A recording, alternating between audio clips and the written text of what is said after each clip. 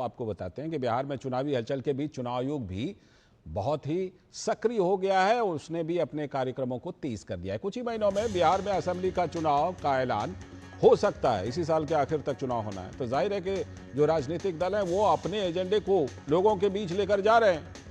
बिहार की एनडीए सरकार ने योजनाओं की बौछार कर दी है और इसी के जरिए मतदाताओं को लुभाने की कोशिश भी कर रही है। तो वहीं जो विपक्ष है यानी महागठबंधन, उसको मोटे तौर पर सोशल इंजीनियरिंग के फॉर्मूले का सहारा है और उसी को वो पुख्ता करने में एड़ी चोटी का जोर लगा भी रहा है।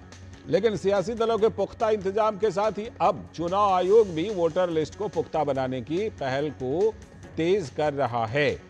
चुनाव आयोग ने इस सिलसिले में बिहार के सभी मान्यता प्राप्त दलों के साथ बैठक भी की, लेकिन वोटर लिस्ट के सत्यापन को लेकर चुनाव आयोग ने खास पहल की है। इस बार बिहार में सभी पात्र नागरिक जितने भी हैं वोटर, उनके नाम मतदाता सूची में जोड़ने के लिए चुनाव आयोग घर घर जाकर सत्यापन करेगा। साथ ही राजनीतिक दलों को पुनरीक्षण प्रक्रिया में सक्रिय भागीदारी के लिए प्रेरित भी किया जाएगा। इस गहन पुनरीक्षण का उद्देश्य ये सुनिश्चित करना है कि सभी जितने भी पात्र नागरिक हैं उनके नाम मतदाता सूची में सम्मिलित हो जाएं, ताकि वो अपने मताधिकार का प्रयोग कर सकें और कोई भी अपात्र व्यक्ति यानी जो योग्य नहीं है वो मतदाता सूची में शामिल ना हो पाए और मतदाता सूची में नाम जोड़ने या हटाने की प्रक्रिया पूरी तरह से पारदर्शी रहे।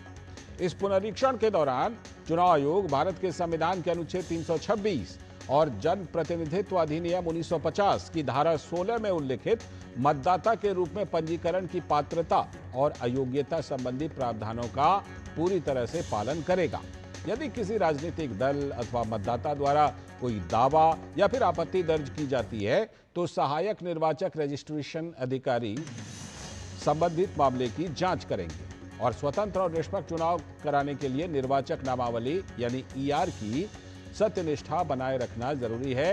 ये चुनाव आयोग इसको सुनिश्चित करेगा। चुनाव आयोग के लिए ये सुनिश्चित करना कि सभी पात्र नागरिक निर्वाचक नामावली में शामिल हो जाएं और कोई भी पात्र मतदाता निर्वाचक नामावली से बाहर ना हो और कोई भी जो अपात्र है यानी उसके योग्य नहीं है वो शामिल ना हो पाए।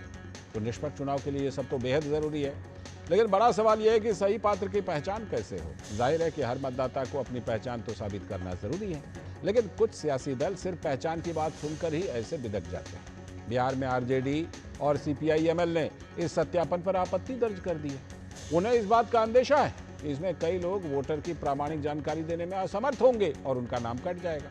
बड़ा सवाल यह है कि वोटर लिस्ट में बढ़े हुए नाम पर चुनाव हारने पर जो लोग सवाल उठाते ही रहते हैं, लेख लिखते रहते हैं, लेकिन जिन राज्यों में उनकी जीत होती है वहां वोटर लिस्ट में बढ़ोतरी को खबर नहीं बनाते। तो मैच में अगर आप हार जाते हैं तो रेफरी पर ठीकरा फोड़ा जाए।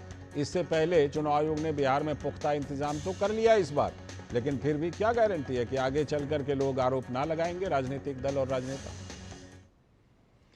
इन सब के बीच आरजेडी के नेता मृत्युंजय तिवारी ने कहा कि वोटर लिस्ट के रिवीजन में कोई गड़बड़ी नहीं होनी चाहिए। चुनाव आयोग के साख पर जो दाग लग रहे हैं वो नहीं लगने चाहिए। जो सवाल खड़े हो रहे हैं कि महाराष्ट्र में किस तरह से फर्जी वोटर बनाए गए, ये श्री राहुल गांधी जी ने भी सवाल खड़े किए थे। तो चुनाव आयोग को चाहिए कि वोटर लिस्ट के रिवीजन में इस बात की जांच होनी चाहिए कि कोई फर्जी वोटर है तो उसे हटाना चाहिए, जिनका वोटर लिस्ट में नाम नहीं है उनको जोड़ना चाहिए। लेकिन चुनाव आयोग पर कोई सवाल खड़े हो रहे हैं तो उसका चुनाव आयोग को ख्याल रखना चाहिए, अपने साख को बचाना चाहिए। सवाल खड़े हो नहीं रहे चुनाव आयोग पर, ये लोग सवाल खड़े कर रहे हैं और खासतौर पर चुनाव हारने के बाद। बिहार का चुनाव है, महाराष्ट्र की बात कर रहे हैं, जबकि महाराष्ट्र में चुनाव आयोग 3 बार जवाब दे चुका है। खैर, भाजपा नेता नीरज कुमार ने कहा कि चुनाव आयोग का वोटर लिस्ट का शुद्धिकरण सराहनीय है। मतदाता सूची का सत्यापन और शुद्धिकरण बिल्कुल यह चुनाव आयोग का एक स्वागत योग्य कदम है। यह तय मानकों के अनुसार यह काम किया जा रहा है। निश्चित रूप से जो बांग्लादेशी घुसपैठिए हैं उनके कारण से बिहार की डेमोग्राफी खराब हुई है और फर्जी वोटर बन करके यहाँ लोग वोट डालते हैं। चुनाव आयोग अगर इसके लिए कोई कदम उठा रहा है तो इसकी स्वागत होना चाहिए, सराहना होनी चाहिए, ना कि इसकी निंदा करनी चाहिए। दरअसल विपक्ष के लोग चुनाव परिणाम से अभी से डरे हुए हैं और यह डर को प्रकटीकरण वो अलग अलग रूप में कर रहे हैं और अभी से चुनाव आयोग इसी संवैधानिक संस्थाओं पर वह आरोप लगाना शुरू कर दिए। उनका आरोप बिल्कुल निराधार है। तो वहीं जेडीयू की नेता अंजुम आरा ने कहा कि विपक्ष तो सिर्फ और सिर्फ प्रोपेगेंडा फैला रहा है।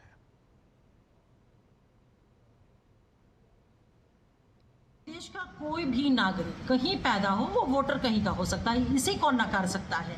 लेकिन जिस तरह से विपक्ष इस बात को लेकर के भ्रम फैला रहा है ना, वो निराधार और विशुद्ध रूप से राजनीति से प्रेरित है। इलेक्शन कमीशन का यह जो प्रयास है वो संविधान और कानून के प्रावधानों के अनुरूप है और यह प्रयास सिर्फ इस बात को लेकर के कि जो अवैध वोटर हैं, जो अपात्र वोटर हैं, उनको मतदाता सूची से बाहर निकालना। लेकिन विपक्ष उसको एनआरसी से जोड़ करके एक गलत नैरेटिव प्रोपेगेंडा फैला रहा है। तो आज हम इसी पर चर्चा करने वाले हैं कि जब चुनाव आयोग एक प्रक्रिया को पूरी करना चाहता है, एक प्रक्रिया का पालन करना चाहता है, वोटर लिस्ट को सही करना चाहता है, तो आपत्ति किस बात पर है? अभी आपत्ति भी दर्ज कराएंगे और बाद में बिना मतलब का आरोप भी लगाएंगे। इसी पर खास चर्चा करने के लिए हमारे साथ जुड़ रहे हैं पीयूष शर्मा जी, भारतीय जनता पार्टी के प्रवक्ता। बहुत बहुत स्वागत, नमस्कार। साथ में हमारे साथ डॉक्टर राजकुमार राजन जी, जो कि आरजेडी के प्रवक्ता हैं। बहुत बहुत स्वागत राजन जी, आपका भी नमस्ते। और हमारे साथ सलाहकार संपादक हमारे विनोद मिश्र जी भी स्टूडियो से जुड़े हुए हैं, उनके जरिए जरा चर्चा को विस्तार देता हूँ। विनोद जी, चुनाव आयोग एक तो देखिए खामखा जब सवाल उठते हैं तब भी चुनाव आयोग जवाब भी देता है और चुनौती भी देता है कि आइए ना, कुछ है तथ्य तो लेकर आइए, हम खुले, दरवाजा खुला हुआ है। खैर, ये तो बात हुई उधर की, लेकिन अब बिहार में चुनाव आयोग अभी से वोटर लिस्ट को दुरुस्त कर रहा है। क्या आपत्ति है, क्या दिक्कत है? अभी दिक्कत भी बताएंगे और बाद में कुछ ना कुछ लेकर पहुंच जाएंगे, कुछ ना कुछ नैरेटिव बनाएंगे। क्या दिक्कत है अगर वोटर लिस्ट को सही किया जा रहा है? जो सही पात्र हैं उनको जोड़ लिया जाएगा, जो नहीं है पात्र उनको हटा दिया जाएगा। इसमें किसी को क्या दिक्कत होनी चाहिए, बताइए। लालजी, बिहार में चुनाव की आहट तो है और चुनाव की आहट के साथ साथ में राजनीतिक दलों की भी आप देख रहे हैं कि पूरा सब अपने अपने जीत के लिए पुख्ता इंतजाम में लगे हुए हैं। बिल्कुल, पुख्ता इंतजाम में नीतीश कुमार की भी घोषणाओं के बौछार है, आरजेडी की भी जो डोर टू डोर कैंपेन है अपना, उनका भी अपने एजेंडे का लोगों के बीच ले जाने के लिए पुख्ता इंतजाम है।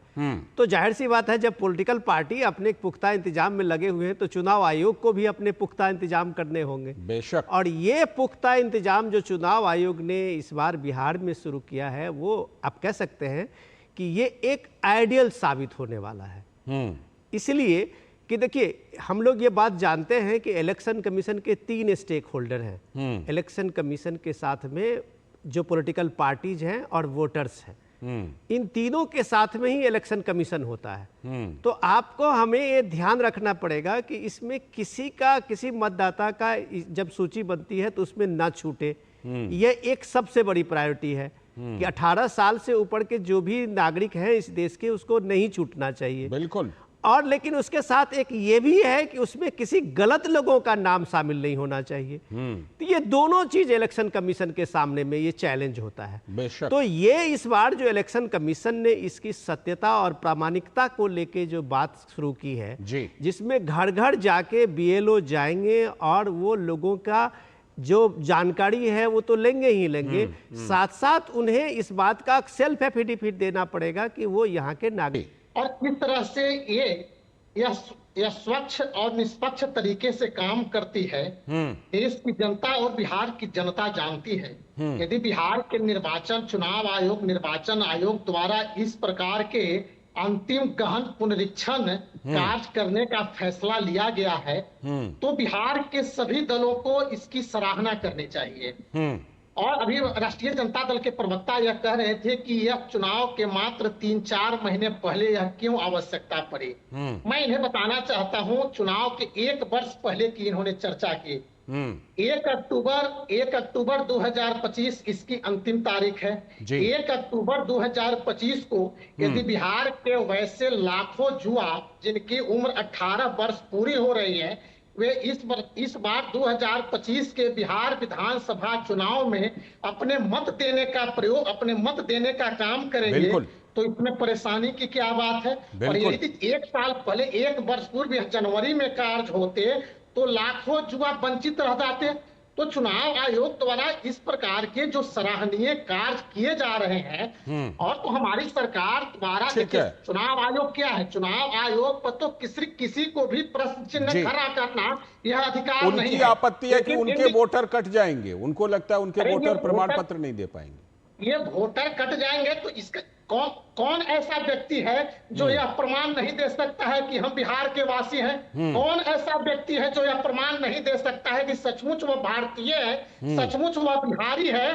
तो बिहार में या देश में कौन ठीक है। ऐसा व्यक्ति है जो प्रमाण नहीं दे सकता है कि मैं बिहारी हूं या भारतीय हूं? ठीक और है। चुनाव आयोग द्वारा देखिए, चुनाव आयोग द्वारा 11 दस्तावेज की मांग की गई है। जी। एक नहीं 11 दस्तावेज। कोई भी और एक दस्तावेज दे दे, सरल बस से वो सरल लिस्ट में रह जाएगा। सरल से सही बात। सरल दस्तावेज की मांग गई है।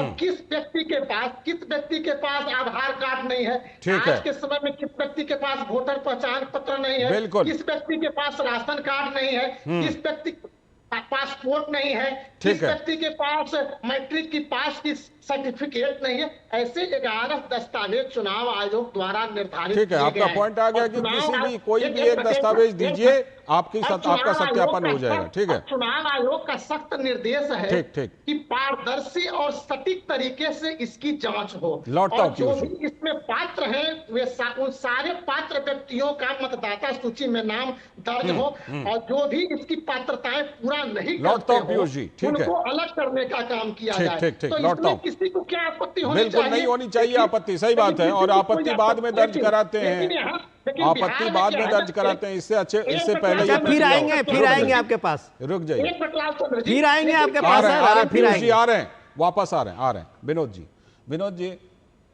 अभी राजकुमार जी ने 3-4 बातें जो गिनाई, देखिए व्हाट्सएप का जमाना है। हम दिल्ली में बैठे बैठे यहाँ बात करते करते, अगर मेरे घर पर, मैं खुद बिहार का हूँ, अगर मेरे घर पर मान लीजिए कि अभी मेरे किसी प्रमाण पत्र की जरूरत पड़ेगी, ऐसे बैठे बैठे व्हाट्सएप से भेजूंगा और पहुंच जाएगा। हाँ, तो ऐसे में राजकुमार राजन जी की जो भी आशंका है, देखिए एक राजनीतिक दल के तौर पर अपनी बातें रखने, अपनी आशंका को रखने का पूरा अधिकार है राजकुमार जी को भी, सभी को।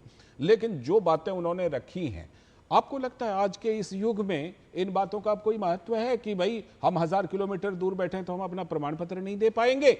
और दूसरी बात ये कि लोग अपना प्रमाण पत्र नहीं दे पाएंगे जिनका लिस्ट में नाम शामिल है। और तीसरी बात ये, एक बात बड़ी अच्छी पीयूष जी ने कही, मुझे मतलब वो हमें लगा कि नहीं, उनकी बात में काफी दम है, कि भाई थोड़ी देरी से इसलिए भी की जाती है ताकि ज्यादा से ज्यादा युवा जो 18 साल के हो रहे हैं उनको इस लिस्ट में शामिल कर लिया जाए। तो ये तो अच्छी बात है विनोद जी।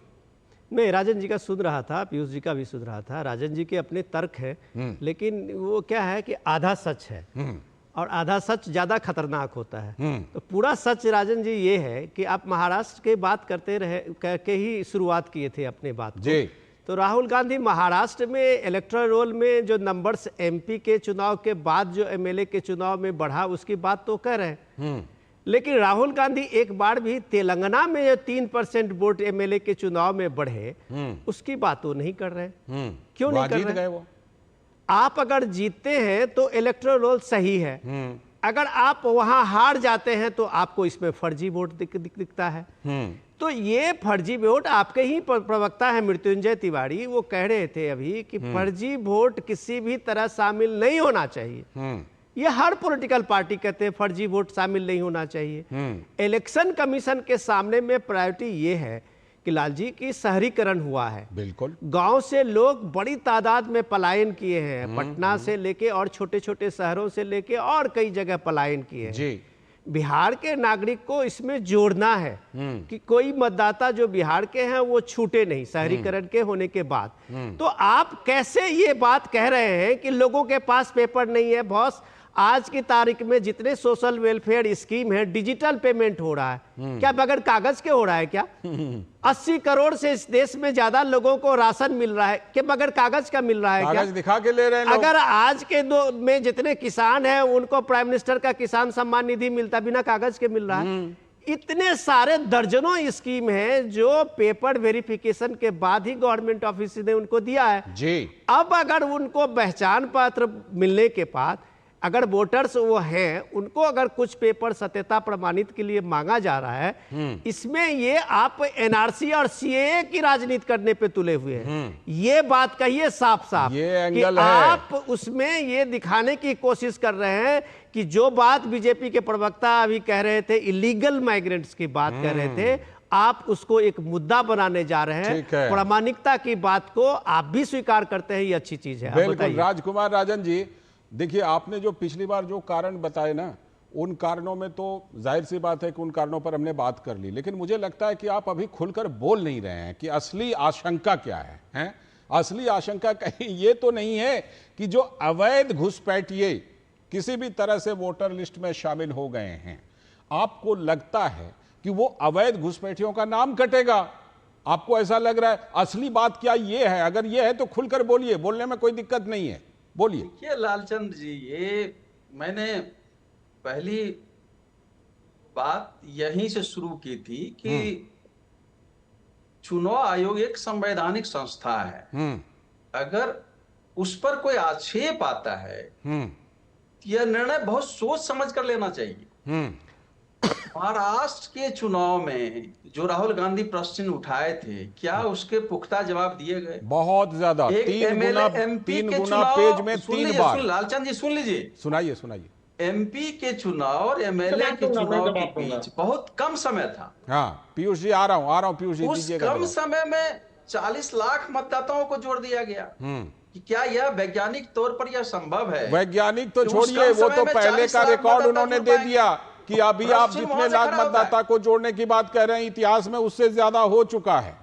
चुनाव आयोग ने डेटा नहीं दे हुआ। दिया जी। और विनोद मिश्र जिन बातों पर कह रहे हैं, विशेष गहन परीक्षण है यह, सिर्फ जोड़ने की बात नहीं है।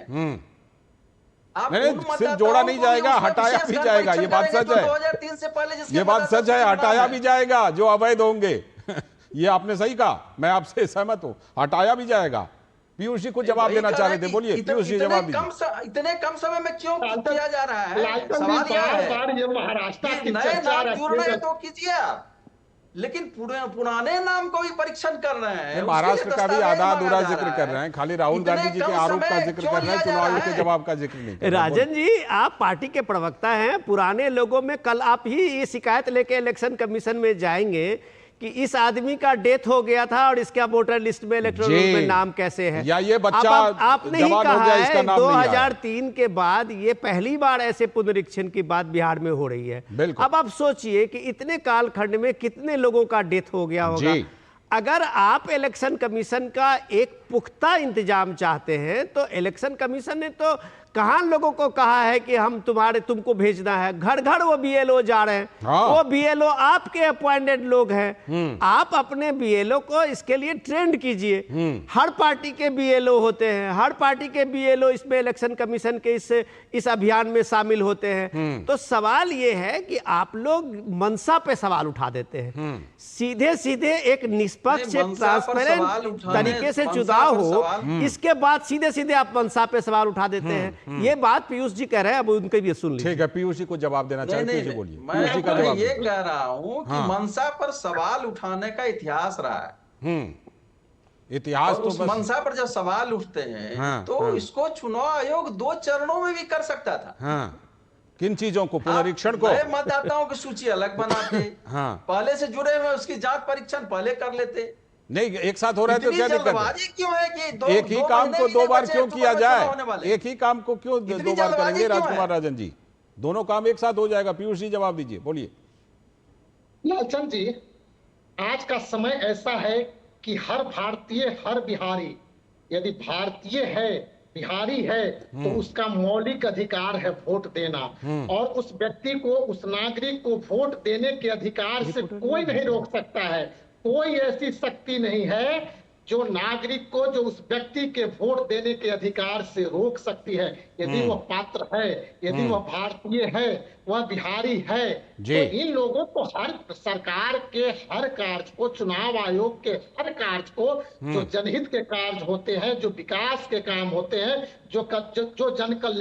जो जन कल्याणकारी कार्य होते हैं, उन पर प्रश्न चिन्ह खड़ा करना इनका काम है। बार बार राष्ट्रीय जनता दल के प्रवक्ता महाराष्ट्र की बात कही जा रही रही है। अरे महाराष्ट्र में तो चुनाव आयोग द्वारा 3-3 बार आपके नेता राहुल गांधी व आपके इंडी गठबंधन के नेताओं ने जब प्रश्न चिन्ह खड़ा करने का काम किया ईवीएम पर, तो चुनाव आयोग द्वारा 3-3 बार प्रेस के माध्यम से इस पर प्रमाण के साथ बात करने की बात कही गई, बात की गई। आपके पास कोई सबूत नहीं है, केवल आप जहां चुनाव हार जाते हैं तो ईवीएम पर उसका ठिकरा फोड़ने का काम करते हैं। आज दिल्ली हार गए तो ईवीएम हैक करने की बात एक बार फिर से मैं राजकुमार राजन जी के पास ईवीएम पर शिकायत करने लगे। ठीक है, ठीक है, पीयूष जी रुकिएगा, फोड़ने का पीयूष जी काम रुकिएगा। और जब झारखंड जीत गए ठीक है, तो उस पर कुछ बोलने का काम। मैं एक बार फिर से राजकुमार राजन जी के पास चलता हूं, ताकि मैं चाहता हूं कि उनका पॉइंट सामने में आए कि वो आखिर क्या दिक्कत है, उनको क्या आशंका है। रखिए राजकुमार राजन जी, एक बार फिर से आपके पास आया हूं। लालचंद जी हमें भी समय दीजिए, हमें हाँ, भी समय दीजिए। सर बोलिएगा, आपके पास फिर आऊंगा। राजकुमार राजन जी की बात को थोड़ा सा और क्लियर करना चाहता कह रहा हूं कि इतनी जल्दबाजी क्यों है। पहली बात तो इतनी जल्दबाजी क्यों है, अगर यह करना था तो पहले समय लेकर करते, ऑल पार्टी मीटिंग करते, इस पर भी गहन विचार विमर्श होना चाहिए, तब जाके ये तो सामान्य प्रक्रिया का हिस्सा है राजकुमार जी। बोलिए पीयूष जी बोलिए। ऐसे समय में आपने अचानक राष्ट्रीय जनता दल के प्रवक्ता से पूछना चाहता हूँ, 2003 में बिहार में इनकी सरकार थी। पीयूष शर्मा जी को 2003 में बिहार में इनकी सरकार थी। पीयूष जी एक बार उनको पूरी बात कहने दीजिए, एक बार पूरी बात कहने दीजिए राजकुमार जी को। देखिए, 2 दशक से आप सरकार में हैं, 20 साल सरकार में रहते हुए हो गया। मैं उन बातों पर आता हूं कि बिहार की क्या स्थिति है, क्यों ऐसी बातें की जा रही है, बिहार की शिक्षा की स्थिति क्या है, नीति आयोग के तमाम उसमें जो जिसके अध्यक्ष वोटर लिस्ट प्राइम मिनिस्टर होते हैं, वोटर लिस्ट उन्हीं नीति आयोग राजकुमार जी बिहार के बाकी मुद्दों पर किसी और दिन चर्चा करेंगे। उस सर्वे में बिहार का किसी और दिन हुआ है। बिहार के बाकी मुद्दों पर करेंगे, करते रहेंगे। आज वोटर लिस्ट पर रहिए, बेरोजगारी को लेकर, आज वोटर लिस्ट पर, आज वोटर लिस्ट और चुनाव आयोग पर आपत्ति पर रहिए। हाँ बोलिए पीयूष जी। राष्ट्रीय जनता दल के प्रवक्ता विषय से विषयांतर होने का काम किए। नहीं, मैंने बोल दिया आज विषय है। हाँ। विषय से विषयांतर होने का काम से विषयांतर नहीं है, उसी से जुड़ा आज बिहार का विकास दर क्या है? आज बिहार 14.47% विकास दर की रफ्तार से आगे बढ़ रहा है। ठीक है, उन्होंने विषयांतर किया, आप भी उसी विषयांतर का जवाब देने लगे। ठीक है, चलिए, अब मेरे पास समय की कमी है। नहीं, मैं एक चीज, समय की कमी है, लेकिन विनोद जी का एक पॉइंट ले लेता हूँ। विनोद जी एक पॉइंट। विनोद जी बिहार में आप शिक्षा, ठीक है, आप लोग विषय पर रहिए, विषय पर दोनों लोग विषय पर रहिए। विनोद जी राजन जी देखिए, मैं दोनों आप शानदार प्रवक्ता हैं और बहुत तरीके से अपनी बात को रख रहे हैं। सवाल ये है, इंपॉर्टेंट चीज को समझना कि आप इलेक्शन कमीशन के एक बहुत इंपॉर्टेंट हिस्सा है, ठीक, बीइंग ए पॉलिटिकल पार्टी, और उसी तरह आरजेडी का अपना एक खास महत्व है बिहार में। आप एक सत्ता में आने के लिए बहुत तरीके से लड़ते हैं, आप सब जानता है, पूरा राष्ट्रीय स्तर पर आपको लोग जानते हैं। उस चीज पे आप पॉलिटिकल आएंगे तो आप पे बहुत सवाल खड़ा होगा। डेवलपमेंट के नाम पे अगर आप बात करना शुरू करेंगे तो हर लोग आपके पास एक जवाब देगा। सवाल इंपॉर्टेंट ये है कि जब आप इलेक्शन कमीशन पे सवाल उठाते हैं, निष्पक्ष मतदान की बात करते हैं, फ्री एंड फेयर इलेक्शन की बात करते हैं, तो ये चैलेंज आप इलेक्शन कमीशन को देते हैं और इसलिए इलेक्शन कमीशन को ये प्रोसेस करना होता है। आज अगर इलेक्शन कमीशन वोटर लिस्ट को ये जो पुनरीक्षण का काम शुरू किया है और उसको पुख्ता बनाने का काम शुरू किया है, मुझे नहीं लगता किसी पॉलिटिकल पार्टीज को इस पे ऑब्जेक्शन नहीं होनी चाहिए। बिल्कुल, यहीं पर इस डिस्कशन को खत्म करते हैं और मुझे लगता है सामान्य प्रक्रिया का हिस्सा है। बाकी मुद्दे तो हैं बिहार में निश्चित तौर पर। बहुत बहुत शुक्रिया राजकुमार जी, पीयूष जी और विनोद जी, आपका भी जुड़ने के लिए बहुत बहुत शुक्रिया। और बुलेटिन में अभी